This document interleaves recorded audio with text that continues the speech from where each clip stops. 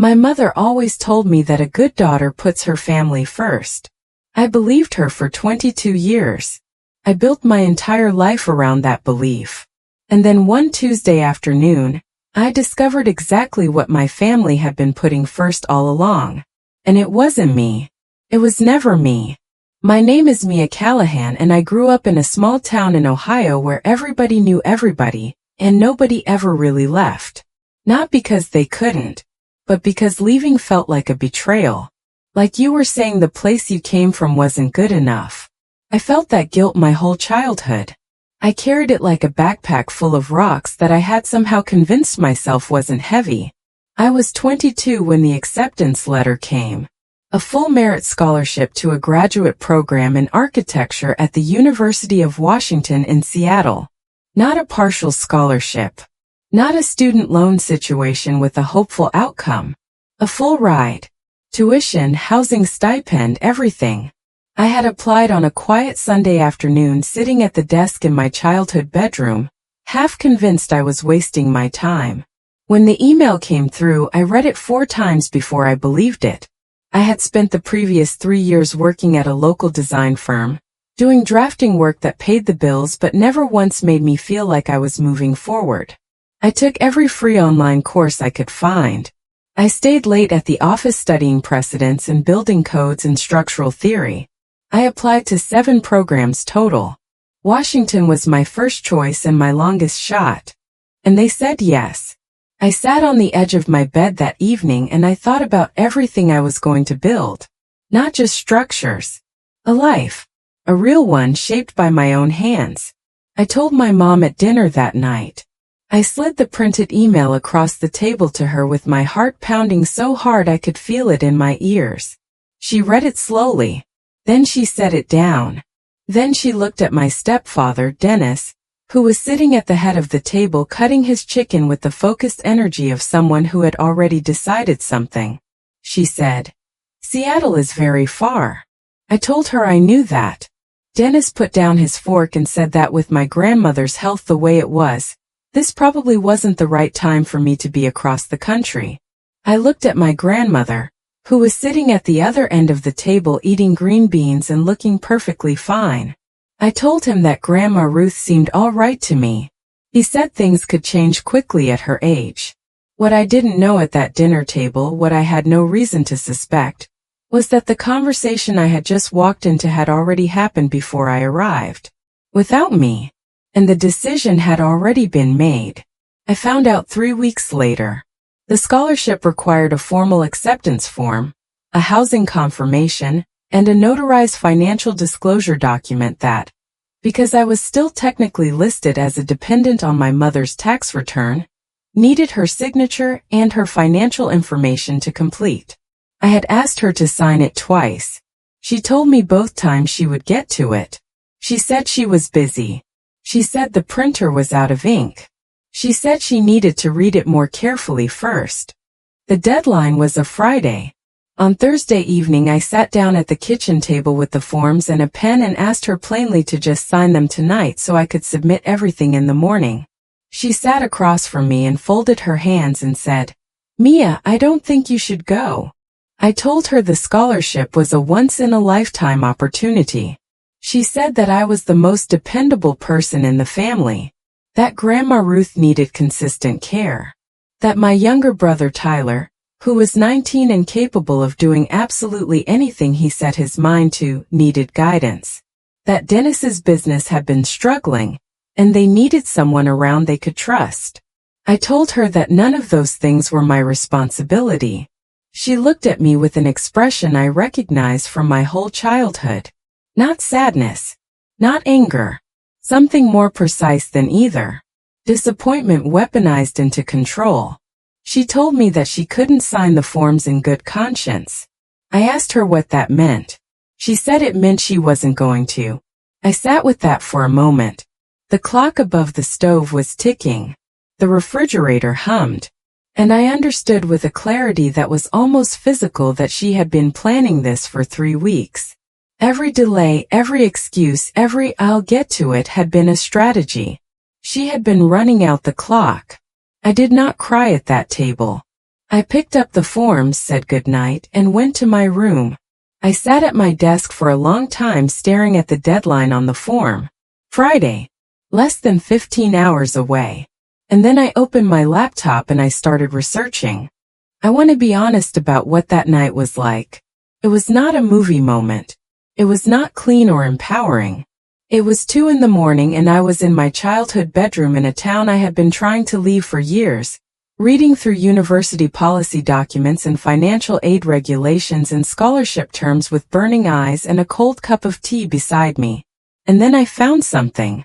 The scholarship, because it was a merit-based institutional award, rather than a federally tied financial aid package, did not actually require parental financial disclosure for applicants who could demonstrate independent financial status.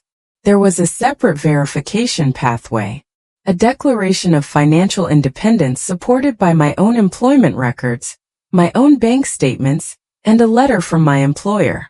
I had been listed as a dependent on my mother's taxes, but I had been employed full-time for 3 years. I had my own account. I paid my own phone bill, my own car insurance, my own everything. I had simply never formally established my independence on paper because no one had ever given me a reason to before that moment. I emailed the graduate admissions office at 2:47 in the morning, explaining the situation and asking whether the alternate verification pathway applied to my case. I attached every document I had. At 7:15 the next morning, I had a response. The admissions coordinator, a woman named Patricia, said she had reviewed my email and my documents.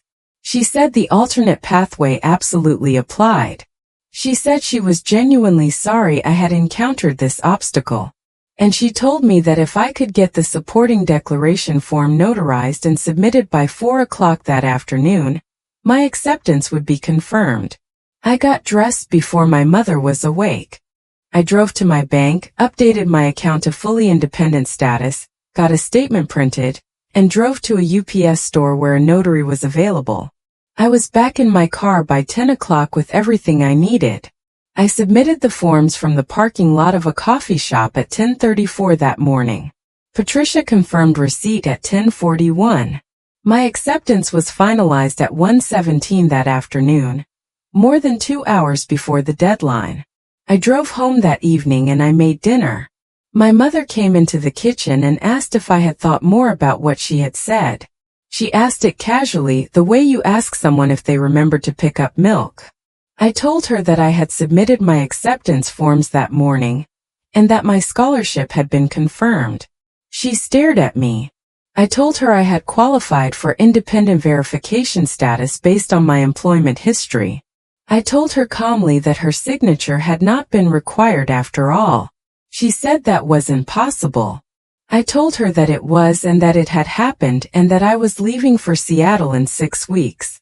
Dennis walked in from the hallway and started to say something, and I turned to look at him with an expression that I had apparently inherited from my mother because he stopped mid-sentence and didn't finish it. My mother sat down at the kitchen table slowly. She did not yell. She did not cry. She looked at the table's surface for a long time. Then she said very quietly that she hoped I knew what I was doing. I told her I did. For the first time in a long time, I absolutely did. The 6 weeks before I left were strange and quiet. My mother and I moved around each other in the house like two people sharing a space after something had been settled that neither wanted to revisit. She did not apologize. I did not expect her to. Tyler hugged me the night before I left and held on longer than usual, and I told him that he could call me any time about anything, and that he didn't have to figure everything out alone. He nodded with his jaw tight the way 19-year-old boys do when they're trying not to show something. On the morning I left, I loaded my car by myself in the driveway. My mother stood on the porch. She didn't offer to help and I didn't ask. When I was done, I walked over and I hugged her. Not out of performance. Not for her benefit. I hugged her because I had spent 22 years loving a version of her that mostly existed in my own hope, and I needed to put it down gently before I drove away. She patted my back once. Set to drive safe. Went inside. I got in my car and I drove for 3 days across this country, through flat fields and rising mountains and long desert stretches where the sky goes on forever, and you feel very small and very free at the same time. I arrived in Seattle on a Thursday evening. I parked outside my new apartment building and sat for a moment with my hands in my lap. Then I carried my bags up 3 flights of stairs, unlocked my door, stood in the middle of an empty room that smelled like fresh paint and possibility, and I let myself feel the full weight of what I had done. Not the bravery of it, not the triumph, just the realness. The honest, quiet, permanent realness of a life that finally belonged only to me. I graduated 2 years later with my master's degree. I now work at a firm in Seattle that designs sustainable public housing. Every project I touch, I think about the people who will live inside those walls, about what it means to have a space that is genuinely yours. My mother and I talk occasionally now. Short calls, surface conversations. The warmth that was supposed to be there between us is replaced by something more honest, which is a careful, eyes-open acknowledgement of who we actually are to each other. It is not the relationship I wanted, but it is a real one. And I have learned that real, even when it is small and careful and nothing like what you dreamed, is worth more than the most beautiful lie you ever told yourself to get through the night. I almost let them keep me. I am so glad I didn't.